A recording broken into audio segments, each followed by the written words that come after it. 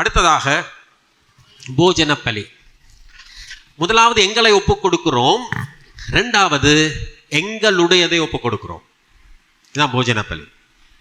போஜன பலி என்பது நிலத்தின் விளைபொருட்கள், தானியங்கள், பயிர் வகைகள், அங்கே நிலத்திலே விளைகிற விளைபொருட்களை அவன் பலிபீடத்துக்கு கொண்டு வந்து என்ன செய்ய வேண்டியிருக்குது, அடையாளமாக தகனிக்க வேண்டியிருந்தது. மற்றது ஆசாரியனுக்கும் ஆலயத்துக்கும் சாரும். அப்போ இங்கே நாங்கள் ஒரு காரியத்தை நாங்கள் பார்க்குறோம் என்னென்னு சொன்னால், இங்கே நாங்கள் தசம பாகம் என்று சொல்கிறது இதுதான். காணிக்கைன்னு சொல்லலாம், தசம பாகம்னு சொல்லலாம், போஜன பலின்னு சொல்லலாம், நன்றி பள்ளின்னு சொல்லலாம், ஸ்தோத்திர பள்ளின்னு சொல்லலாம், முதற்கனின்னு சொல்லலாம். பல பெயர்களால் இது அழைக்கப்படுது வேதத்தில். அப்போ முதலாவது அடுத்தது அவன் தன்னை ஒப்பு கொடுக்கிறது மட்டுமல்ல, தன்னுடையதை என்ன செய்கிறான், ஆலயத்துக்கு ஒப்பு கொடுக்கிறான். இப்போ இதில் ஒரு காரியத்தை நாங்கள் பார்க்கக்கூடியதாக இருக்கிறது என்னென்று சொன்னால், 10% அதாவது கடவுளுக்குரியது, தசம பாகம் கடவுளுக்குரியது. அதிகமாக நாங்கள் காணிக்கை குறித்து பார்க்கும் பொழுது நாங்கள் என்ன செய்ய இயலாது, நன்றி பள்ளி ஸ்தோத்திர பள்ளின்னு சொல்லும் பொழுது சில நேரத்தில் ஆலயத்தில் வந்து ஆண்டவரே நன்றி நன்றி ஸ்தோத்திரம் ஸ்தோத்திரம்னு சொல்லிட்டு போயிடுவோம், அப்படி தானே? ஆனால் நீங்கள் பழைய ஏற்பாட்டில் வந்து நன்றி ஸ்தோத்திரம்னு சொல்லிட்டு போக இயலாது. ஸ்தோத்திர பலின்னு சொல்வதே பொருளை கொண்டு வந்து கொடுக்கிறது தான் ஸ்தோத்திர பலி. பழைய ஏற்பாட்டில் நாங்கள் சில இடத்துல பெருசாக சாட்சி சொல்லிட்டு ஒன்றும் கொடுக்காம போயிடுவோம். என்ன சொல்லிடுவோம், கர்த்தர் அதை செய்தார், இதை செய்தார், அப்படி நடத்தினார், இப்படி நடத்தினார், ஆசீர்வதித்தார், அல்லேலூயா, ஆண்டவருக்கு ஸ்தோத்திரம், நன்றி. பழைய ஏற்பாடு அப்படி இல்லை. பழைய ஏற்பாட்டில் தேவன் கொடுத்ததை பலிபீடத்துக்கு கொண்டு வந்து நீ கொடுக்கணும். அதுதான் ஸ்தோத்திர பலியாக தான் நன்றி. வாயினால் ஸ்தோத்திர பலி செலுத்துறது தப்புன்னு நான் சொல்ல வரல, நன்றி பலி செலுத்துறது தப்புன்னு நான் சொல்ல வரல. ஆனால் உண்மையான ஸ்தோத்திர பலி நன்றி பலி தேவனுக்கு எங்களை கொடுத்துட்டு எங்கள் உடையதை கொடுத்தல். இப்போ இன்னைக்கு காணிக்கை குறித்த மனப்பான்மையை குறித்து ஆரம்பத்திலே பார்த்தோம். எங்கே பார்த்தீங்க? ஆதியாகமத்தில். யார்? காயின் ஆபேல் மனப்பான்மை பார்த்தோம். இப்போ இன்னைக்கு அதிகமாக இப்போ தசம பாகத்தை குறித்து பிரசங்கம் பண்ணப்படுகிற பகுதி என்னது? மல்கியா 3ஆம் அதிகாரம். அங்கே தான் கொட்டுன்னு கொட்டுறாரு, அப்படி தானே? அங்கே தான் வானத்தின் பலகணைகளை திறந்து ஆண்டவர் கொட்டுறாருன்னு நாங்கள் பார்க்குறோம். எனவே எங்களுக்கு எப்பவும் அதுதானே வேணும். என்னென்னு? ஆண்டவர் வானத்தை திறந்து கொட்டணும். அப்போ அது ஆண்டவர் கொட்டுவார், ஏன்னா விதத்தில் இருக்குது, இல்லைன்னு இல்லை. ஆனால் ஒன்று, மல்கியா 3ஆம் அதிகாரம் எந்த சூழ்நிலையிலே பேசப்பட்டதுன்றதை நாங்கள் அறியணும். இன்றைக்கு எங்களுடைய மனப்பான்மை என்ன? நீ கொடுத்தா ஆண்டவர் என்ன செய்வார்? ஆண்டவர் அளவில்லாமல் கொடுப்பார். காணிக்கை வந்து நீ கொடுத்த ஆண்டவர் கொடுக்கறது இல்லை, ஆண்டவர் கொடுத்ததுலேருந்து நீ கொடுக்கறது தான் காணிக்கை. ஆண்டவர் கொடுத்ததுலேருந்து கொடுக்க. பழைய ஏற்பாட்டில் ஆண்டவர் விளைச்சலை கொடுக்குறாரு, நீ அதுலேருந்து என்ன செய்கிற? தசம பாகத்தை கொண்டு போய் கொடுக்குறார். சரியா? நீ கொடுத்ததுனால ஆண்டவர் கொடுக்கறது இல்லை, அது கொடுத்ததுனால திரும்ப கொடுப்பார், அது வேற விஷயம். ஆனால் நீ கொடுக்கும் பொழுது கொடுக்க வேண்டிய மனப்பான்மை என்னவா இருக்கணும்? என்னவா இருக்கணும்? தேவன் கொடுத்ததை கொடுத்ததுல இருந்து நான் கொடுக்கிறேன். ஆமென், ஆமென். தேவன் கொடுத்ததுல இருந்து நான் கொடுக்கிறேன். தேவனுக்கு கொடுத்திருக்கிறார், அதனால நான் தேவனுக்கு சந்தோஷமா கொடுக்கிறேன். இங்க என்ன மனப்பான்மையில கொடுக்கிறோம்? 10% என்னமோ 100% என்னுடையது, நான் 10% அவர் கொடுத்தா அவர் இன்னொரு 100% எனக்கு.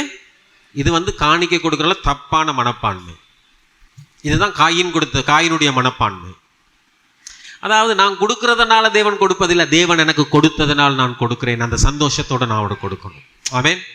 ஆனால் அப்படி கொடுப்பதனால் தேவன் எங்களை ஆசீர்வதிக்கிறார், அது வேற விஷயம். இந்த மல்கியா 3ஆம் அதிகாரம் பேசப்பட்ட பின்னணி என்ன தெரியுமா? மல்கியா 3ஆம் அதிகாரம் பேசப்பட்ட பின்னணி வந்து சிறையிருப்புலேருந்து திரும்பி வந்த உடனே, சிறையிருப்புலேருந்து திரும்பி வந்தோன்னு அவங்களோட கையில் ஒன்றுமே இல்லை. இப்போ ஒன்றுமே இல்லைன்னு சொன்னால் அதாவது என்ன, எப்படிப்பட்ட மனப்பான்மை இருக்குன்னு சொன்னால் கொடுக்குற மனப்பான்மை இருக்காது. என்ன இருக்கும்? வாங்குகிற மனப்பான்மை தான் இருக்கும். நாங்கள் நிறைய பேர் இன்னும் வாங்குகிற மனப்பான்மையில் தான் இருக்கிற மொழியும் கொடுக்குற மனப்பான்மையில் கிடையாது. இப்போ வாங்குகிற மனப்பான்மையில் இருக்கிற வரைக்கும் நீ ஆசீர்வதிக்கப்பட மாட்ட. அதான் கடவுளுடைய இது. நீ என்னமோ யுத்தத்தில் பாதிக்கப்பட்டு வந்துட்டேன், நான் அகதியாக இருக்கிறேன், எல்லாத்தையும் இழந்து போயிட்டேன், இப்போ தான் பாபிலோன்லேருந்து திரும்பி வந்திருக்கிறேன், எனக்கு அந்த தேவை இருக்குது, இந்த தேவை இருக்குது, வீடு கட்டணும், வயல் விதைக்கணும், அது இதுன்னு தேவையோடு நீ இருக்கிற, அதனால் நீ என்ன செய்யலை? நீ கொடுக்கல. சொல்றார், உன்கிட்ட இருக்கிறத என்ன செய்? நீ கொடு. குறைவுல கொடு, கர்த்தர் ஒன்று என்ன செய்வார்? வானத்தின் பலகணிகளை திறந்து ஆசீர்வதிப்பார். அந்த பின்னணியில் சொல்லப்பட்டதான் மல்கியா. அந்த இல்லாத சூழ்நிலையில் மக்கள் கொடுக்கறதுக்கு மனம் இல்லாத நிலையில் வறுமையிலிருந்து சொல்றார், பரவாயில்ல இருக்கிறத நீ கொடு, கர்த்தர் உன்னை ஆசீர்வதிப்பார். ஏன்னு சொன்னால் கொடுக்காம நாங்கள் எங்களுக்கு தேவைன்னு வச்சுக்கிட்டே இருந்தால் கடைசி வரைக்கும் எங்களுடைய தேவை என்ன செய்யப்படாது? பூர்த்தி செய்யப்படவே மாட்டாது. எனவே கொடுத்து பாரு, கர்த்தர் ஆசீர்வதிப்பார், அவ்வளவுதான். ஆனா கொடுக்கும் பொழுது என்ன மனப்பான்மையில கொடுக்கணும்? கர்த்தர் எனக்கு பூரணமாய் கொடுத்திருக்கிறார், அதனால நான் என்ன செய்கிறேன்? நான் கர்த்தருக்கு கொடுக்கிறேன். ஆமென். எனவே நாங்க அவருக்கு 10% கொடுக்கறது இல்லை, அவர் எங்களுக்கு 100% கொடுத்திருக்கிறாரு. அந்த 100% 90% எங்களுக்கு வச்சுக்கிட்டு சொல்றார், அவ்வளவுதான். புரியுதா உங்களுக்கு? அவர் தான் எங்களுக்கு 90% கொடுக்குறாரு. 100% 10% எடுத்துக்கிட்டு 90% அவர் தான் கொடுக்குறாரு. நான் என்ன நினைக்கிறேன், நான் 100% என்னுடையது, அதில் நான் 10% அவருக்கு கொடுக்குறேன். இது தப்பான மனப்பான்மை. இப்படி காணிக்க கொடுக்கவே, இப்படி கொடுக்கக்கூடாது. மக்களை இப்படி காணிக்க கொடுக்கறதுக்கும் நீங்கள் படிப்பிக்காதீங்க. மக்களுக்கு சொல்லுங்க, கர்த்தர் உங்களுக்கு கொடுத்ததிலிருந்து நீங்கள் கொடுங்க, கர்த்தர் உங்களை ஆசீர்வதிப்பார், அது வேற விஷயம். ஆனால் ஏதோ நான் கொடுக்கறதுனால அவர் கொடுக்குறாருன்னா இது என்னமோ அந்த என்ன சொல்லுவீங்க நீங்கள் இங்கே, என்ன சீட்டு, லாட்ரி சீட்டு. ஆமாம், லாட்ரி சீட்டு மாதிரி நான் போட்டால் எனக்கு வருன்ற மாதிரி அந்த மனப்பான்மையில், லாட்ரி சீட்டு மனப்பான்மையில் மட்டும் காணிக்க கொடுக்கவே கூடாது. புரியுதா உங்களுக்கு? எனவே கொடுக்கும் பொழுது மனப்பூர்வமாய் தேவன் கொடுத்ததிலிருந்து தேவனுக்கு கொடுக்கிறேன் என்ற மனப்பான்மையோடு கொடுக்க வேண்டியது அவசியம். எனவே காணிக்கையிலே மனப்பான்மை மிக மிக அவசியம். காணிக்கை இஸ்ரவேலில் தசமபாகம் மட்டும் இல்லை. காணிக்கை கிறிஸ்து தன்னையே கொடுத்ததிலிருந்து ஆரம்பிக்குது கிறிஸ்தவத்தில். யோவான் 3:16, தேவன் தன்னுடைய ஒரே பேரான குமாரனை முழுமையாக கொடுத்தார். வாசிக்கிறீங்களா? தேவன் தம்முடைய ஒரே பேரான குமாரனை விசுவாசிக்கிறவன் எவனோ அவன் கெட்டு போகாமல் நித்திய ஜீவனை அடையும்படிக்கு அவரை தந்தருளி இவ்வளவாய் உலகத்தில் அன்பு கூர்ந்தார். ஆமென். அதான் முழுமையாக தேவன் எங்களுக்கு கொடுத்தது என்னது? முழுமையான கொடுப்பு. தேவன் தன்னுடைய ஒரே பேரான குமாரனை கொடுத்தார்னு சொல்லும் பொழுது இருக்கிறது எல்லாத்தையுமே கொடுத்தார், முழுமையாக கொடுத்தார். முழுமையாக கொடுத்ததுல தான் ஆரம்பிக்கிறது. விளைச்சலை தசமபாகம் கர்த்தருக்குரியது. லேவியராகமம் 27:30, தேசத்திலே நிலத்தின் வித்திலும் விருட்சங்களின் கனியிலும் தசமபாகம் எல்லாம் கர்த்தருக்குரியது, அது கர்த்தருக்கு பரிசுத்தமானது. சரி, அது தசமபாகம். அடுத்தது தசமபாகம் மட்டும் இல்லை, இஸ்ரவேலருக்கு 5 பலிகள் கொடுக்கணும், சரிதானே? அதுவும் கொடுக்கிறது தான். 5 பலிகள் கொடுத்தார்கள். வேற என்னது? 7ஆம் வருஷத்திலே பயிராவது அனைத்தும் எளியவருக்குரியது. லேவியராகமம் 25:4, யாத்ராகமம் 23:11. கடன் மன்னிப்பு. ஒருத்தனுக்கு கடன் வாங்கிட்டு கொடுக்க மனசு இல்லாட்டா என்ன செய்யணும்? அது திரும்பி கேட்காதன்னு இருக்குது, சரியா? என்னட்ட கடன் கேட்க வர்றவங்களுக்கு நான் கடன் கொடுக்கவே மாட்டேன். ஏன்னு சொன்னால் நிறைய பேர் வாங்கின பிறகு சொல்லுவாங்க எனக்கு கொடுக்கறதுக்கு வசதி இல்லைன்னு. அதனால யாராவது பணம் கேட்டால் என்கிட்ட எனக்கு அவ்வளவு தர முடியாதப்பா அந்த இவ்வளோ எனக்கு தரலாம், ஒரு 1 லட்ச ரூபா தாங்க எனக்குன்னா, என்கிட்ட எங்கே 1 லட்ச ரூபா இருக்குது, நான் வேணா இந்தாங்க ஒரு 5000 ரூபா 10,000 ரூபாய் வச்சுக்கோங்க, நீங்கள் எனக்கு திரும்ப தர வேண்டிய அவசியமே இல்லை, அதை எடுத்துக்கிட்டு போங்கன்னு அனுப்பி விட்டுருவேன், சரிதானே? அவரும் சந்தோஷமாக போவார். எனக்கு திரும்பி கொடுக்காம ஒரு 10,000 ரூபா கிடைக்கிற பெரிய விஷயம். ஆனால் எனக்கு தெரியும் 1 லட்ச ரூபாய் நீங்கள் கொடுத்தீங்கனாலும் திரும்ப சில பேர் கேட்பாங்க எங்கேயாவது வாங்கித்தாங்கன்னு கேட்பாங்க. நான் சொன்னேன், சாமி எனக்கு முடியாது, எனக்கு தர முடிஞ்சது இவ்வளவு தான், இந்தாங்க நான் உங்களுக்கு இலவசமாகவே நன்கொடையா தாரம் எடுத்துக்கிட்டு போங்கன்னு அவரும் சந்தோஷமா போயிடுவார், சரிதானே? அப்போ என்ன சொல்லப்படுறது? கடன் மன்னிப்புன்னு சொன்னால் ஒருத்தனுக்கு நீங்கள் கொடுங்க, ஆனால் அவனுக்கு கொடுக்க திராணி இல்லாட்டா அவங்ககிட்ட என்ன செய்யாதீங்க, அவன்கிட்ட போய் நீங்கள் வரி இருக்காதீங்க. அதை கொடுக்கறதுக்கு முதல்ல நீங்கள் என்ன செய்திருக்கணும்? நீங்கள் யோசிச்சிருக்கணும். சிலத்துக்கு அப்படி யோசிச்சு கொடுக்குறது ரொம்ப கஷ்டம்தான், புரியுதா? யாரும் திருப்பி கொடுக்க மாட்டாங்கன்னு எங்களுக்கு தெரியாது. ஆனால் வாங்கினவருக்கு ஒரு பொறுப்பு இருக்கிறது, வாங்குறவங்களுக்கு ஒரு பொறுப்பு இருக்கிறது. என்னது? கொடுக்க திராணி இல்லாட்டா என்ன செய்யக்கூடாது? கொடுக்க திராணி இல்லாட்டா வாங்கக்கூடாது. அது அது அவர் கர்த்தர் அவருடைய இதை பார்த்துக்கிடுவார். கொடுக்க திராணி இல்லாட்டா வாங்கக்கூடாது. ரைட். லேவியராகும் 25 கடன் மன்னிப்பு. வயலில் ஓரத்தில் பயிராவது சிந்துவது தானாய் விளையும் பின்னறுப்பு சிந்தி கிடைக்கிற பழம் அனைத்தும் எளியவனுக்குரியது. வயலில் பிரவேசிக்கிற எந்த ஒரு எளியவனும் அதில் உள்ளதை புசிக்கலாம், சரிதானே? இவன் தசமபாகம் மட்டும் இல்லை, அதை தவிர என்ன செய்ய வேண்டியிருக்கு? அதற்கும் அதிகமாக கொடுக்க வேண்டியிருக்கு. வயலுக்குள்ள வர்ற யாரும் புசிக்கலாம். அடுத்தது வயலில் ஓரத்தில் இருக்கிறது நீ அறுக்காத. அது அந்நியர்கள் வந்தாலும் என்ன செய்யலாம்? அதை எடுத்துட்டு போகலாம். ஓய்வு வருஷத்தில் பயிராவது முழுதும்.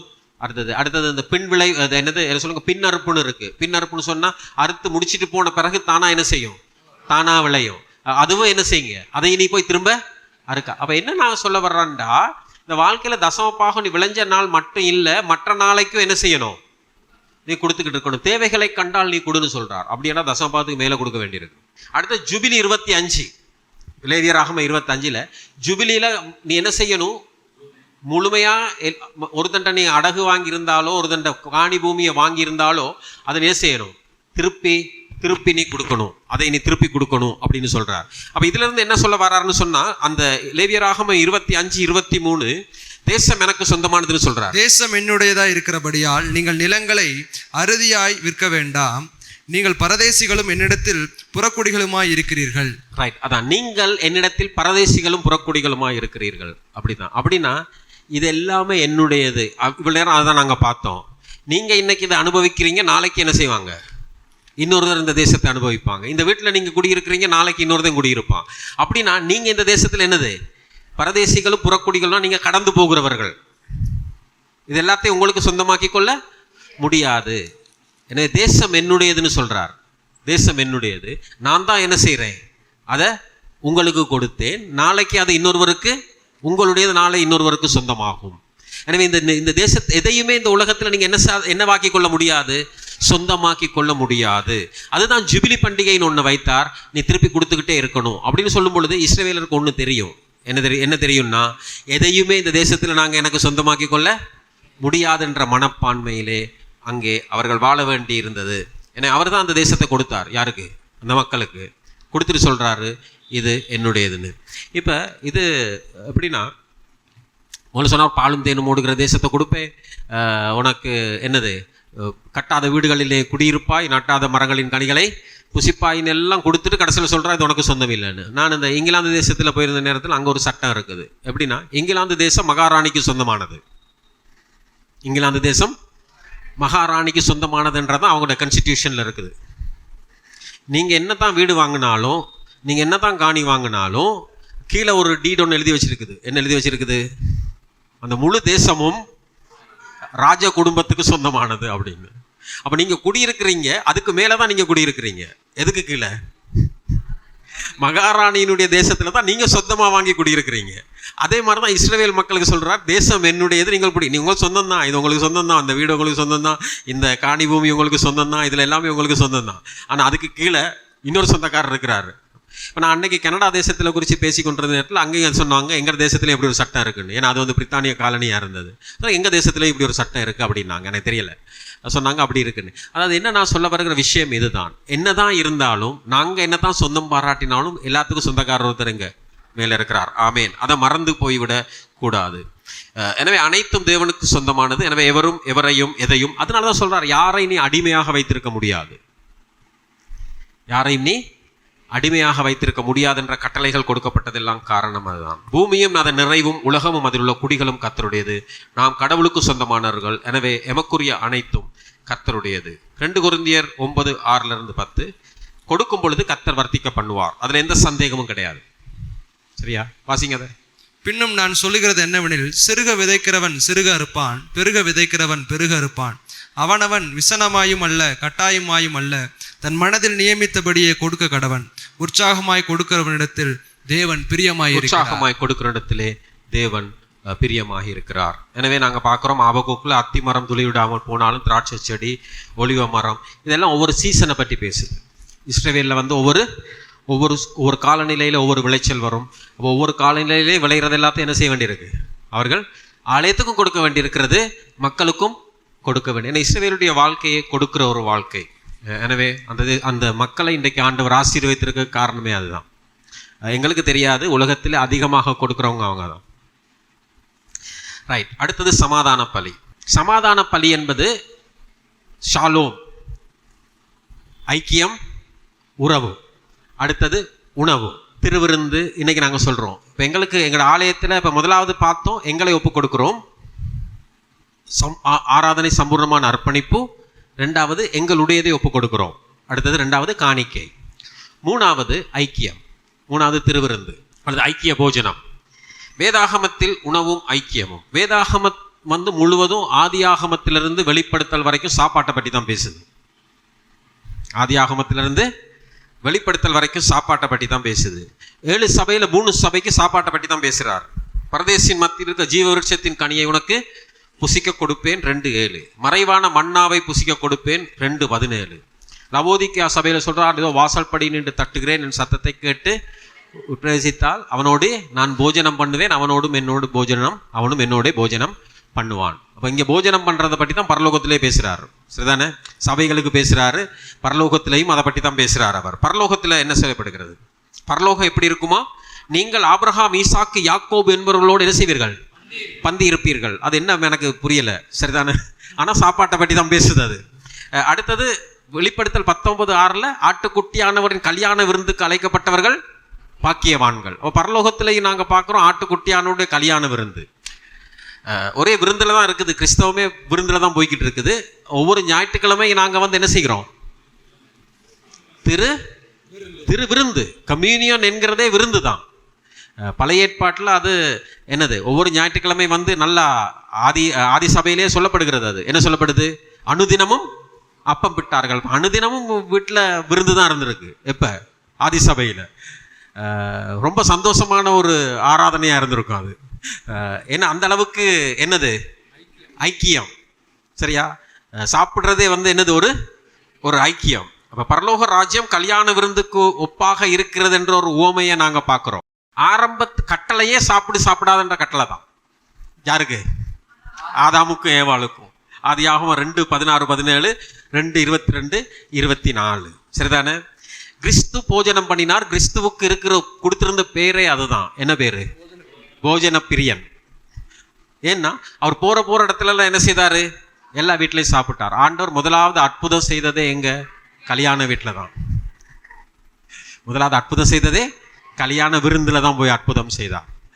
அடுத்ததாக நாங்கள் பார்க்குறோம், சகையு வீட்டில் சாப்பிட்டாரு, மத்தேயு வீட்டில் சாப்பிட்டாரு, லாசரு வீட்டுக்கு அடிக்கடி போனார். அதுதான் இயேசு கிறிஸ்துவை உபசரிக்கிற இடம். எங்க?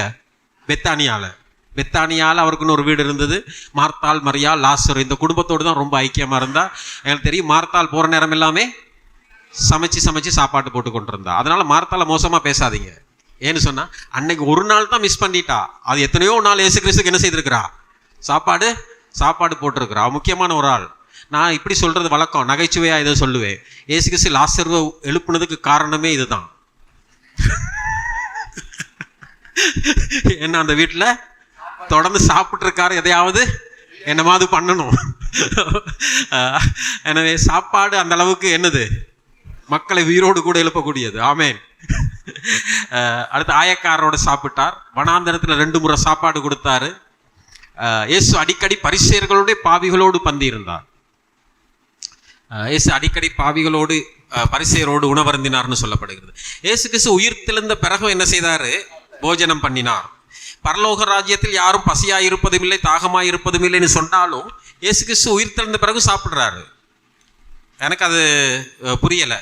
சரி, ஓகே. எனவே பரலோக ராஜ்யத்தில் ஏற்கனவே சாப்பாடு இருக்குன்னு சொல்லி இருக்குது வேதத்தில். அதனால தொடர்ந்து என்னது, அங்கே போனாலும் சாப்பிட்றது நல்லது. ஏன்னா அங்கே அவர் அடிக்கப்பட்ட ஆட்டுக்குட்டியானவராக இருக்கிறார்.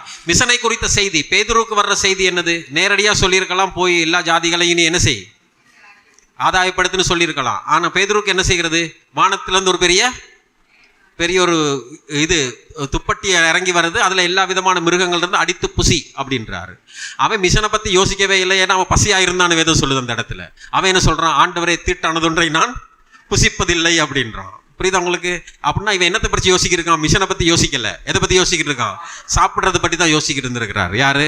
பேதுரு. அதுக்கு பிறகு தான் பேதுருவுக்கு புரியுது என்னது, இவர் சாப்பாட்டை பற்றி பேசலை, மிஷனை பற்றி பேசுகிறாரு. ஆனால் ஆண்டவர் சொன்னா, இவனுக்கு இப்போ பசியில் இருக்கனால சாப்பாட்டு மூலமாக தான் இவனோட பேசணும். யாரோட? பேதுருவோட. சரி, எம்மாவுக்கு சீஷர்கள் போனாங்க தானே. இயேசு கிறிஸ்து தீர்க்கதரிசிகள் சொல்லப்பட்டது அது இதுன்னு பெரிய டீச்சிங் கொடுத்துக்கிட்டே போறாரு. எங்க வரைக்கும்? எம்மாவுக்கு. இவங்களுக்கு ஒண்ணுமே புரியலை. சரியா? மோசே முதல் அனைத்து தீர்க்கதரிசனங்களையும் விபரித்து பேசிட்டு போய் ஒண்ணுமே புரியலை. கடைசியில் ஒரு காரியம் பண்ணார் பாருங்க. பண்ண உடனே தான் எங்களுக்கு தெரிஞ்சு இவர் தான் இயேசு. என்ன செய்தாரு? அப்பத்தை எடுத்து உடைச்ச உடனே இந்த ஸ்டைல் எங்களுக்கு இது ஏற்கனவே தெரிஞ்சது. விளங்குதா? இவர் தான் யாரு? இயேசு. கடைசியில் சாப்பாட்டு விஷயத்துல தான் இயேசுவை கண்டுபிடிச்சிருக்கிறாங்க பாருங்க. ஏன்னா எம்மாவுக்கு போன சீசர்கள் அப்பத்தை எடுத்து அவர் பிட்டு ஆசீர்வதித்து கொடுக்கும் பொழுதுதான் இவர் தான் இயேசு என்று அறிந்து கொண்டார்கள். இயேசு அடிக்கடி லாசர் வீட்டுக்கு போனார், அது எங்களுக்கு தெரியும். இயேசு கிறிஸ்துக்கு வந்த முதலாவது சாப்பாடே சோதனை தான். கல்லுகளை அப்பமாக்கும். இஸ்ரவேலரின் ஆராதனையே சாப்பாடு தான். பஸ்கா ஒரு சாப்பாடு. எல்லா பண்டிகையிலையும் சாப்பிட்டாங்க. 5 பலிகளையும் பலியிட்டு என்ன செய்தாங்க? 5 பலிகள் 4 பலிகள் வந்து சாப்பாட்டோட அவங்களுக்கு ஒரு பகுதி இருந்தது, சாப்பிட்டாங்க. என்னை பலியிட்டு சாப்பிட்றதுனால தான் சொன்னார், ஆண்டவர் கொழுப்பு முழுதும் கர்த்தருடையதுன்னாரு. ஏன் சொல்லுங்க? ஒரே நீங்கள் சாப்பிட்டு என்னது, அவ்வளோ வியாதியஸ்தராக போயிடுவீங்க. இயேசு கிறிஸ்து கடைசியாக இஸ்ரவேலரின் விடுதலை, இஸ்ரவேலுடைய ரட்சிப்பும் சாப்பாட்டின் மூலமாக தான் வருது. எதிலிருந்து? பஸ்கா பலியின் மூலமாக வருகிறது. சாப்பாட்டின் மூலமாக தான் ரட்சிப்பே கிடைக்குது பாருங்க. சரி, ஓகே. யோவான் 21:1-13 இயேசு கடைசியாக உயிர்த்தெழுந்த பிறகு சாப்பாடு கொடுக்குறார். இயேசு சொல்றாரு, இவங்க மீன் பிடிக்க போறாங்க, மீன் பிடிபடலை. மீன் பிடிபடலையா? மீன் பிடிபடலைன்னா இயேசுக்கு இந்த பக்கம் வலையை போடுங்கன்றாங்க. பிடிச்சி நிறைய மீன் இழுத்துக்கிட்டு வர்றாங்க. ஆனால் கரைக்கு வரும் பொழுது பிடிக்காத மீன் எங்க? ஆயத்தமாக சாப்பாடு இருக்குது இவங்களுக்கு. இவ்வளோ நேரம் பிடிக்கிறதுக்கு மீன் இருக்கல, ஆனால் இங்கே சாப்பாடு ரெடியாக இருக்குது. பொரித்த மீனும் அப்பமும் ரெடியாக இருக்குது. கடைசியில் இது எல்லாமே நாங்கள் பார்க்கும் பொழுது வேதாகமத்தில் எங்கே இருந்து? ஆதி ஆகமத்தில் இருந்து வெளிப்படுத்தல் வரைக்கும் ஒரே சாப்பாடு தான். ஆதி சபையில் அனுதினமும் புசித்தார்கள். அப்போஸ்தலர் 2:46. இயேசு கிறிஸ்து கடைசியாக சொல்லிட்டு போனார், நான் வருமளவும் இதை நினைவு கூறுங்கள். எதை? திருவிருந்த. ஏன் அதை நினைவு கொடுத்துட்டு போனார்? வேற எதையும் கொடுத்துருந்தா நீங்க மறந்துருப்பீங்க. வேற எதையும் கொடுத்துருந்தா மறந்துருப்போம். அதனால சாப்பிட்றது சொல்லிட்டு போனாரு, நான் வருமளவும் என்னது புசித்து குடியுங்கள். சரிதானே? ரைட். அதனால தான் அதுக்கு நாங்கள் முக்கியத்துவம் கொடுக்குறோம். சரி, யோவான் 21:9 இயேசு கிறிஸ்து பாபக்யூ போட்டு வந்தார். ஆதியாகமம் 18:6 ஆபிரகாமை தேவன் சந்தித்து வந்த பொழுது ஆட்டுக்குட்டியை அடித்து என்ன செய்தான்? அவருக்கே விருந்து வைத்தான். எனவே கம்யூனியன் என்று சொல்வது அல்லது திருவிருந்து என்று சொல்வது, உணவு என்பது அது ஒரு ஐக்கியமான உறவுள்ள ஒரு சமூகத்தை குறிக்கிறது. இதுதான் சமாதான பலி. உணவு என்பது உறவுள்ள சமூகத்தை, உறவுகளை குறிக்கிறதாக இருக்கிறது. ஒரு புதிய சமூகம். இந்த புதிய சமூகம்னு சொல்லும் பொழுது அதுல என்ன இல்லை? கல்வி, இனமொழி, கலாச்சார, பூகோள, நிற, சாதி, வகுப்புகளுக்கு அப்பாற்பட்ட ஏற்றத்தாழ்வுகள் இல்லாத ஒரு சமூகம். ஒன்னா கம்யூனியன் எடுக்கிறது வந்து அதுதான். ஒரே மாம்சம், ஒரே சரீரம். அப்பமும் திராட்சை ரசம் எதை குறிக்குது? ஒரு இயேசு கிறிஸ்து சரீரத்தை குறிக்கிறது. இயேசு கிறிஸ்து சரீரத்துக்குள்ளே இருக்கிறவர்களுக்கு என்ன இருக்கக்கூடாது? படித்தவன் படிக்காதவன், அந்த இனம் இந்த இனம், அந்த ஜாதி இந்த ஜாதி, அந்த மொழி இந்த மொழி, இவனுடைய கலாச்சாரம் வேற, என்னுடைய கலாச்சாரம் வேற, இவன் அந்த பிரதேசத்தை சார்ந்தவன், நான் இந்த பிரதேசத்தை சார்ந்தவன், கருப்பு வெள்ளை, புரியுதா? கருப்பு வெள்ளை, படித்தவன் படிக்காதவன், சமூகத்திலே உயர்ந்த அந்தஸ்துள்ளவன், தாழ்ந்த அந்தஸ்துள்ளவன், இந்த ஒரு இதுவுமே இருக்கக்கூடாது. இதுதான் சமாதான பலி. சபை என்பது அவருடைய அடையாளத்தை உடைய ஒரு சமூகம். யாருடைய அடையாளத்தை? இயேசு கிறிஸ்துவுடைய அடையாளத்தை உடைய சமூகம். அவருடைய பிள்ளைகள் என்பதுதான் எங்களுடைய அடையாளமே ஒழிய மற்ற அடையாளங்கள் எல்லாம் அதுக்கு கீழே தான், காலுக்கு கீழே தான். புரியுதா உங்களுக்கு? எனக்கு அவருடைய பிள்ளைகள் என்று அவருடைய நாமம் தரிக்கப்பட்ட அவருடைய சமூகத்தில், அவருடைய குடும்பத்திலே உள்ள அங்கத்தவர்கள் நாங்கள் எல்லாரும். அதைத்தான் நாங்கள் என்ன செய்கிறோம்? உணவின் மூலமாக, திருவிருந்தின் மூலமாக நாங்கள் அதை அடையாளப்படுத்துகிறோம், அதை உறுதிப்படுத்துகிறோம். எனவே கிறிஸ்துவின் உலக உறவுன்னு சொல்லும்போது அவர் மாம்சமாகி அவர் தாழ்த்தி எங்களிடத்திலே வந்தார். அதே நேரத்திலே விருந்துக்கான பலி பொருளாக இன்றைக்கு கிறிஸ்து இருக்கிறார். பாவ நிவாரண பலி 4வது. பாவ நிவாரண பலி தேவனுடன் நல்லுறவு. தேவனுக்கு விரோதமாக செய்த பாவம், தேவனுக்கு விரோதமான செய்த பாவத்தை சில நேரத்தில் மனிதர்கள் பார்க்க முடியாது. அப்ப ஆராதனையில் 3 காரியம் படித்தோம். எங்களை அர்ப்பணித்தல், எங்களுடையதை அர்ப்பணித்தல், அடுத்தது எங்களுடைய ஐக்கியம், ஃபெலோஷிப். புரியுதா? 3. 4வது பாவ நிவாரண பலி, தேவனுடன் நல்லுறவு. மனிதர்கள் காணாத ஒரு பகுதி எங்களுக்குள்ள இருக்கும், அதான் பாவ நிவாரணம். அறியாத பாவம் மன்னிப்பு உண்டு, அறிந்து செய்யும் பாவத்துக்கு தண்டனை உண்டு. அறியாமல் செய்த பாவத்துக்கான பலிதான் இந்த பலி. இந்த அறியாமல் செய்த பாவத்துக்கு சில நேரத்தில் சில பாவங்கள் யாருக்கு? எங்களுக்கும் கடவுளுக்கும் மட்டும்தான் தெரியும். ஆராதனையிலே அடுத்த 4வது கட்டம், மனிதர்கள் காணாத சில பாவங்கள், ரகசிய பாவங்கள் எங்களுக்குள்ள இருக்கும். அது யாருக்கு தெரியும்? அவருக்கு தான் தெரியும். ஒப்புரவு, தேவனுடன் எங்களை ஒப்புரவாக்குகிற, நல்லுறவு கொள்ளுகிற இடம்தான் ஆராதனை. தேவனோடு கொடுக்கிற உறவை என்ன செய்கிறோம்? சரி செய்து கொள்ளுகிறோம். அறியாத பாவம், அறிந்து செய்யும் பாவம்னா, அறியாத செய்த பாவம்னா ஏதாவது கை தவறுதலாக செய்தது, நான் செய்யணும்னு நினைக்கல. உதாரணத்துக்கு பழைய ஏற்பாட்டில் 2 கொலைகள் இருக்குது. கைமோச கொலையும் திட்டமிட்ட கொலையும். கைமோச கொலைக்கு மரண தண்டனை கிடையாது, ஏன்னா அது அறியாத பாவம். ஒருத்தன் கோடரி காம்பிலிருந்து கோடரி என்னது தவறி ஒருத்தன் மேலே விழுந்து அவன் செத்து போனால் அது அறியாத பாவம். அது பாவம் தான், ஆனால் அறியாத பாவம். அதனால் அதுக்கான தண்டனை குறைவு. அடைக்கல பட்டணத்துக்கு போய் அவன் இருக்கலாம். அதுக்கு பழி செலுத்தினா அவனுக்கு மன்னிப்பு இருக்குது. ஆனால் இன்னொரு பாவம் இருக்குது, கொலை. அந்த பாவத்துக்கு என்ன செய்யணும்? அது அறிந்து செய்கிற பாவம், அதுக்கு தண்டனை உண்டு. அதுக்கு பாவ நிவாரணம், அதுக்கு தண்டனை தான் உண்டு. அப்போ இதுதான் அறிந்து செய்கிற பாவம், அறியாது செய்யாத பாவம் இருக்குது. சரியா? அறிந்து செய்கிற பாவத்துக்கு நாங்கள் ஏதாவது என்ன செய்யணும்? ஏதாவது கொடுக்கணும், ஏதாவது செய்யணும். தெரியாமல் செய்தால் மன்னிப்பு இருக்குது, ஆண்டவர் மன்னிப்பார் எங்களை. ஆனால் திட்டமிட்டு இதுதான் அறிந்து செய்யும் பொழுது நாங்கள் தேவன்கிட்ட போய் மன்னிப்பு கேட்கறது மட்டுமல்ல, அதுக்கு என்ன செய்ய வேண்டியிருக்கு? ஏதாவது பரிகாரம் செய்ய வேண்டியிருக்கு. சரி, அடுத்தது இப்போ நீங்கள் இதை கோர்ட் கேஸ்லையும் பார்க்கலாம். கோர்ட்டில் தீர்ப்பு கொடுக்கும் பொழுது இதெல்லாம் பார்த்து தான் என்ன செய்கிறாங்க? தீர்ப்பு கொடுக்குறாங்க. இப்போ நீங்கள் வேகமாக போகிறீங்க ஒரு காரில், உங்களை அறியாமலே கார் ஸ்கிட் ஆகிட்டுனா தெரியும் தானே, என்ன வலிக்கிட்டு போயிட்டு யாரையாவது போட்டு அடிச்சிட்டிங்க, காயப்பட்டார், சந்தைக்கு செத்து போனார். ஆனால் கோர்ட் இதெல்லாம் கன்சிடர் பண்ணும். என்ன கன்சிடர் பண்ணும்? நீங்கள் போகல, இது நீங்களே அறியாமல் ஏற்பட்ட ஒரு விபத்து, அதுக்கு ஏற்ற ஒரு தண்டனையை தான் வழக்கு மன்றம் கொடுக்கும். ஆனால் நீங்கள் நல்ல குடிபோதையில் வேகமாக ஓட்டிக்கிட்டு போய் ஒருத்தனை அடிச்சிங்கன்னா அதுக்கு தண்டனை, கடினமான தண்டனை. அப்போ இதுதான் திட்டமிட்டு செய்தது, திட்டமிடாமல் செய்தது. இப்போ கடவுள்கிட்ட நாங்கள் இதுகள் எல்லாவற்றுக்கும் என்ன செய்ய வேண்டியிருக்குது? ஆலயத்தில் தேவனோடு கூட ஒப்புறோம். அடுத்த தேவனுக்கும் எங்களுக்கும் இடையில் இருக்க உறவில் யாரும் அறியாத என்ன செய்யலாம்? பாவத்தை நாங்கள் செய்திருக்கலாம். அப்போ தேவனோடு ஒப்புரவாகிற இடம் ஆராதனையில் 4வது, தேவனோடு கூட இருக்க நல்லுறவில் எந்த பாதிப்பும் இருந்தால் நாங்கள் என்ன செய்கிறோம்? அவரோடு ஒப்புரவாகிறோம்.